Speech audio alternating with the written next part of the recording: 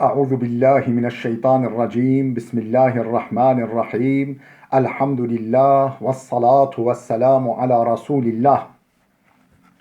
Değerli arkadaşlar, Hazreti Ali'den Hikmet Parıltıları kitabımızın okumalarından 19.sunu gerçekleştirmek üzere birlikteyiz.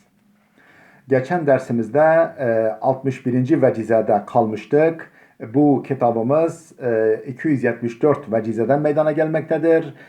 Önce vecizemizin Arapçasını takdim ediyoruz.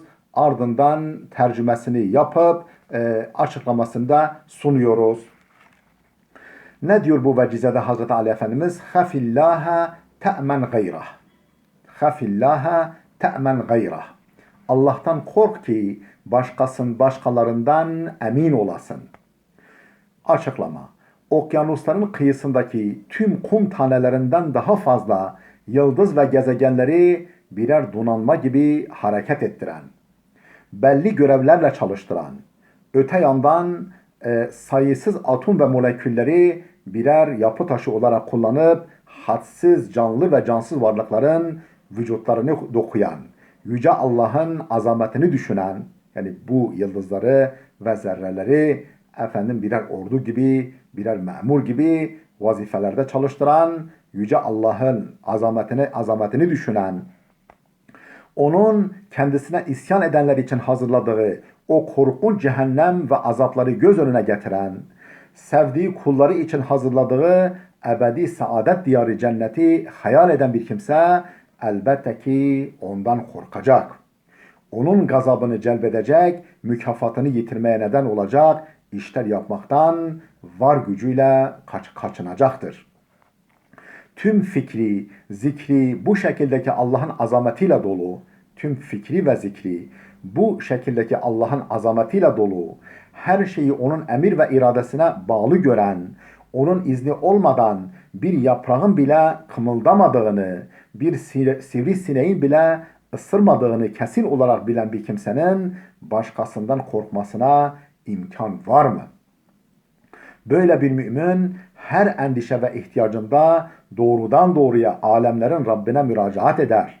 Onun rahmet kapısını çalar. Ona sığınır ve böylece her türlü korkudan emin olur. 62. vecize halif nefsek testerih. Halif nefsek testerih. Nefsine uyma ki rahat edesin. Nefsine muhalefet et ki, nefsine uyma ki rahat edesin. Açıklama. Nefis, bedendeki yeme, içme gibi biyolojik ihtiyaçlara karşı duyulan tabii istek ve bencil duyguların tümü anlamına gelir. Nefis ne demek? Burada bedendeki yeme, içme gibi biyolojik ihtiyaçlara karşı duyulan tabii istek ve bencil duyguların tümü anlamına gelir. Bir atasözümüzde nefis ile mücadele dünya ile muharebeden güçtür. Nefis ile mücadele dünya ile muharebeden güçtür denilmiştir. Hasan-ı Basri de nefsin azgın bir binek atından daha çok şiddetle gemlenmeye muhtaçtır. Nefsin azgın bir binek atından daha çok şiddetle gemlenmeye muhtaçtır. Alimler iki alternatif karşısında doğru olanın nefsimizin isteğine uymayan olduğunu belirtirler. İki alternatif karşısında doğru olan hangisi? Hangisini tercih etmek lazım? Nefsimizin hoşuna gitmeyeni. Asıl erdem ve yiğitlik, heves ve ihtiraslarımızı dizginlemeyi bilmektir. İnsanın felah ve kurtuluşu, ihtiras ve öfkesinin baskısından kurtulmaya bağlıdır. Başkalarına karşı zafer kazanan kuvvetlidir. Başkalarına karşı zafer kazanan elbette ki kuvvetlidir. Kendi nefsine karşı zafer kazanan ise kudretlidir. La'u tizu. Bu kişi söylemiş bu sözü. Merhum Necip Fazıl da nefisle mücadelenin güçlüğünü şöyle şiirleştirir. Hep nefs çıkar karşıma, ölüp ölüp dirilsem, insandan kaçmak kolay, nefsinden kaçabilsem. Sadiye Şirazi de kimin bir arzusunu yerine getirirsen sana bağlanır. Kimin bir arzusunu yerine getirirsen sana bağlanır. Nefis ise böyle değil. Bunun tam aksinedir. Dilediğini buldukça serkeşleşir. der.